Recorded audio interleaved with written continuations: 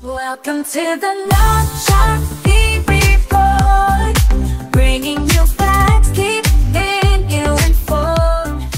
नमादा व नसल्ली अला रसूलिल करीम अम्मा बाद फ़अऊज़ु बिल्लाहि मिनश शैतानिर रजीम बिस्मिल्लाहिर रहमानिर रहीम। अस्सलाम वालेकुम दोस्तों, दिन नौशाही रिपोर्ट के साथ मैं हूं शाहज़ेब नौशाही।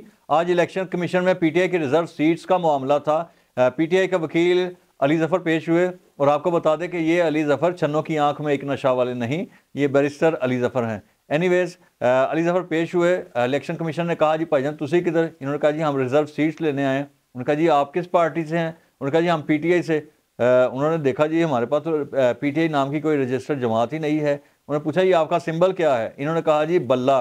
उन्होंने देखा जी बल्ला भी कोई नहीं, पीटीआई भी कोई नहीं। उन्होंने कहा जी आप गलत आ गए हैं, कोई और पास जाओ भाजन आया थे, तुसी गलत एड्रेस से आ गए। उन्होंने कहा नहीं जी एड्रेस ठीक है, एक्चुअली हमारा निशान हमसे छीन लिया गया था, हमने आज़ाद हैसियत में इलेक्शन में हिस्सा लिया।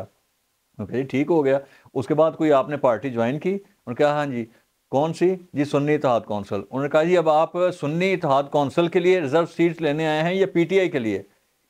वकील साहब ने फरमाया जी पीटीआई के लिए। तो उन्होंने कहा जी कि सुन्नी इत्तेहाद कौंसिल ने तो जनवरी में लिख के दिया था कि हम इलेक्शन में हिस्सा नहीं ले रहे, लिहाजा हमें रिजर्व सीट्स भी नहीं चाहिए। उन्होंने कहा जी सबूत। इलेक्शन कमीशन ने ख़त दिखा दिया सुन्नी इत्तेहाद कौंसिल का। तो इसके बाद इन्होंने कहा जी उस वक्त सिचुएशन और थी, अब सिचुएशन और है। उन्होंने कहा जी क्या सिचुएशन? इन्होंने कहा जी इस वक्त उस वक्त हम वो अकेले थे, अब हम शामिल हो गए हैं साथ। उन्होंने कहा बहरहाल जो भी है एक टाइम होता है, एक टाइम लिमिट तक मखसूस नशस्तों की लिस्ट देनी पड़ती हैं और अगर टाइम गुजर जाए उसके बाद आपसे लिस्टें जो हैं वो कबूल नहीं की जाएंगी। बहरहाल इन्होंने काफ़ी ज़ोर लगाया। इलेक्शन कमीशन ने भी अपना फैसला जो है वो महफूज कर लिया।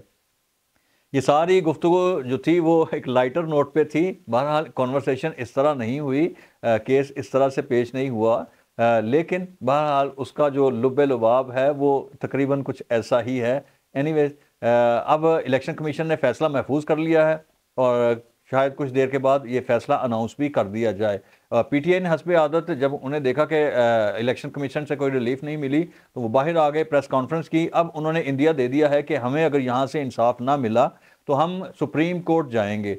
बहरहाल यहाँ से इन्हें कोई रिलीफ नहीं मिलेगा, क्योंकि जो भी मामला है वो आइन और कानून के तहत ही हल किया जाएगा। आइन से मुआवरा कोई भी इन्हें रिलीफ ना दी जाएगी, ना वो इसके हकदार हैं। और ये मामला सारा जो है वो इस तरह से अभी इल्तवा में है। इसी को बुनियाद बना के सदर साहब ने अभी तक असम्बली का इजलास नहीं बुलवाया था और कल डेडलाइन है, क्योंकि इंतखाबात के 21 दिन तक असम्बली का इजलास बुलाना लाजमी है, यानी 29 फरवरी और कल 29 फरवरी है।